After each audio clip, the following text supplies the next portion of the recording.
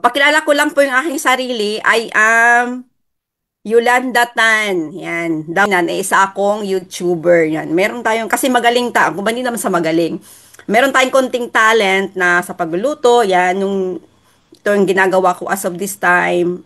Meron po akong ito po ako noong December 2018. Ayan, ito ko po, nung nagkasakit ako as in, from nag-lose weight po tayo dito. Mahina yung katawan natin. As sabi ko, ano kayang nararamdaman ko? That was December 2018 nung maramdaman ko na masakit po yung menstruation ko every time mayroon ako. Then, hindi ko talaga na enjoy yung aking holiday season dito mga mens, mga participants dahil um, ano pa yung katawan ko, as in, mabigat po yung nararamdaman ko dito sa panahon na to. It was December 2018. At pag-abot po ng January 3, nagpa-request pa ako na punta ako nagpa-check ako sa aking OB. At ayan po, sabi niya sa akin, mag-test tayo ng CE, ibig sabihin ng cancer antigen. Pero nagpa-ultrasound po ako, at ito, with the test of blood, kasi yung CA, ginagawa yan sa testing ng blood. So, nung nagpa-check up ako sa aking OB-GYN, nalaman na mataas yung aking CE. As in, just imagine nyo ninyo, 35 lang po dyan yung normal. So, umabot po ako ng 600. So, sabi ng OB-GYN ko, nung time ng January 2019, January 1st, ano pa lang yan, after ng mga holiday season, mga mens. As in, yan ang nangyari sa akin, 2019, first week ng January. So sabi niya sa akin, i-refer niya ako sa onco. Kasi nga, yung aking cancer antigen ko as in mataas. Kaya yan mga mens, nag-proceed po akong pumunta sa aking OB at in-refer niya ako sa oncologist.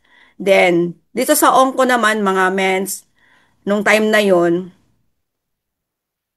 sabi sa akin ng aking doktor na dapat hindi na ako aabutan ng aking menstrual period. Alam niyo ba nga, mens, kasi yung nararamdaman ko that time, kahit noong una kasi pag nag-menstruation ako talaga, umiinom ako ng mga pain reliever para maibsan yung sakit. Pero nung time na yun, mga participants, hindi ko na talaga naramdaman yung epekto ng mefenamic acid that time kasi yung mga pain reliever. Sabi ko, ano kayang nangyari doon, sabi ko. Kaya sabi ng doktor sa akin, hindi na ako dapat maabutan ng aking menstrual period pagdating ng January. Dapat within January, maoperahan ako. So, naoperahan nga ako, mga mens. At dito, ito yung time na nagre-recover na ako sa Iver MC, isang malaking ospital sa Tacloban City, wherein na-admit po ako yun at naoperahan ako. Alam niyo po yung tabso. Ibig sabihin tabso, inalis po lahat-lahat. As in, ibig sabihin ng tabso is total. Yan, total talaga na inalis. Pati yung aking fallopian tube, yung ovary, yung lahat yan ng ating um, para sa babae na yan na ako natin. So, in other words, mga mentors and participants, dumaan po ako ng chemo after na malaman sa aking biopsy na talagang positive ako na malignant yung aking cancer. At yan nga mga mentors and participants, habang nag-chemo ako, yun, naging evident pa yung dito sa aking right. Meron ako ditong goiter. As in malaki, malaki siya. Ngayon wala na siya, wala na. Hindi ako naoperahan dito. Dito ko na nakilala yung sa pangalawang chemo ko, yung barley. Kasi alam niyo mga mentor participants, hindi pala madali pag dumadaan kasi chemotherapy. Nung una, natakot talaga ako sa chemotherapy, mga mensan participants. Alam ko na marami itong side effects dahil tinatamaan na hindi lang yung mga cancer cells, kundi pati yung mabilis na pagparami ng healthy cells sa katawan. Kaya madalas, ang nagiging epekto nito ay panghihina ng dugo, pagsusuka, pagtatae, pagkawalan ng buhok at sobrang pagod. Kaya nakita nyo yung tsura ko dito, wala talagang buhok yan, manglalagas talaga sa sobrang ah, lakas ng medisina. Kagaya din ni mentor Maritone Fernandez, 'di ba? Na nalagas yung buhok niya. Um, so during my chemo, yung challenge ko talaga mga mentor and participants, habang dumadaan ako sa mga sessions, naramdam ko yung bigat sa katawan at hirap na dulot ng chemo. Mahirap bumangon, talaga mahirap kumain at mahirap mag-recover pagkatapos ng bawat gamutan. Kasi meron tayong sinasabing 6 na cycles, mentor and participants, 6 yan. So every 20 days, babalik ka naman sa doktor mo para magpa-chemo ka. So yun, 4 yan na dextrose pinapaubos sa akin bawat chemotherapy ko. As in, nanghihina talaga ako mga mentors and participants.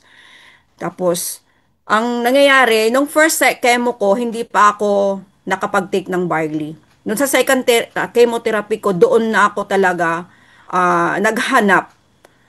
Ano kaya yung pwede makatulong sa akin? Kasi yung sarili mo lang din na nararamdaman mo kung ano yung kailangan mo. So sabi ko sa sarili ko, naghahanap ako ngayon sa internet. At doon ko na nakita yung isang post ng isang mentor natin sa MentorG at that time na bago lang siya na nagpo-post noon 2019. Doon ko nakita yung post niya sa Facebook about sa barley. Search ko niyan, sinearch ko siya kung anong benefits, ano makakatulong ba sa akin. Yun. Actually, may mentor and participants dito, no, hindi talaga ako nagsabi kay husband ko na bibili ako. As in, ako lang talaga nag-order sa online dito sa page ni Mentor Jet that time. So yan, nung dumating yung barley, ang ginagawa ko naman mga mentor participants, hindi ko naman yung sinasabing pinapagsabay. Pag nagkikemo ako, example, kemo ko ngayong araw na to, kinabukasan pa after mga 1 day, doon ako inom ng barley. So, ginagawa ko that time, dalawa yung iniinom ko kasi actually, mga participants and mentors, nung nainom ko tong barley, basta inom lang ako, wala akong knowledge kung ano talaga hindi ako nakarinig ng ganito, yung mga presentation, wala, basta ang alam ko, kailangan ko tong inumin para makatulong sa sarili ko. So, yun, sa gitna ng laban, nakilala ko talaga ang barley. Yan. Ito yung aking time na to. Mm. Ang Amazing Pure Organic Barley, sinubukan kong inumin ito bilang food supplement, no, habang ako ay nagpapakemo. Ayan, ito yung itsura ko noong time na yon. No, alam niyo naman, no. Ano ang itsura ni Mentor Yoli ngayon? Ano, Mentor Devon, meron bang kaibahan? Di ba? So, pasalamat talaga ako na nakilala ko ang barley dahil nung time na yon, struggles ko talaga. Dito ko napansin o nakita na malaking pagbabago sa katawan ko. Mas mabilis akong nakaka-recover pagkatapos ng session. Nabawasan ang sobrang paghihina, nagkakaroon ako ng dagdag na lakas at energy ko. No, nakatulong ito ng malakas, lumakas ang resistensya ko sa laban sa side effects ng chemotherapy. So alam ko, kaya masabi ko rin na talagang nakatulong sa akin yung barley sa aking chemotherapy, kundi pati sa naging kaagapay ko sa laban ko at higit sa lahat, ang Diyos ay nagbigay sa akin ng second life at kalakasan. So ngayon, nandito ako, buhay na buhay, patuloy na nagtitestify sa buong mundo. Ang pag-asa ay mayroon pa tayong second life, basta gumawa tayo ng paraan no, na maging yung ating lifestyle naman natin is baguhin natin. So at yan sa natural na paraan sa pag-inom ng barley, nasuportahan ko ang aking sarili para patuloy na maging cancer-free. So yan ito yung mga anak ko, pinagkatuwa ng aking buhok dito. So, ayan, dahil sa ating barley, nagkaroon tayo ng lakas ng katawan at bumalik. Ito yung time ng pandemic, talagang malakas yung aking business dito. As in, madali akong nakarecover dahil sa pag-inom ko ng barley. At as of then and now, nakikita nyo naman ang ating kung ngayon, ang ating sarili, no? At ngayon, mga mentors, ang ginagawa ko, pati family ko, umiinom na rin sila ng barley at ginagawa namin yung business. At kami member lahat ng barley sa I Am Worldwide. At patuloy na nag-share, no? Kahit anong struggles na meron tayo, huwag tayong susuko kasi isa tayo bilang agent of hope na yung mga ibang tao malaman nila kung ano talagang barley. Ito ay natural na paraan na mas maganda na lang itong gawin natin na supplement kaysa sa mga synthetic. Kasi pwede ito sa long-term use. No? Walang side effect. Pwede sa bata, matanda, kahit anong edad. 'Di ba? So, pwede ito sa mga pet. 'Di ba? Pati yung mga babies. So, walang side effect ito. At nga ang ginagawa ko naman, mga mentor participants, kasi ang cancer pwedeng bumalik. As of this time, 7 years na rin akong cancer-free. Sinasabi kong cancer-free dahil hindi na bumalik yung cancer ko. At patuloy rin akong nagkakaroon ng yung goal na magpa-check up, no. Actually, ngayong susunod na week, pupunta naman ako sa doktor para magpa-laboratory test. Laboratory test. Kasi kailangan natin yan, mayroon tayong sinasabing monitoring sa katawan natin. At ayan, no. So, after na ng mga panahong ito, mga mentor participants, as in, ayan, bumaba na yung aking cancer cells dito. Kita nyo, from 600, naging 9.69 na lang.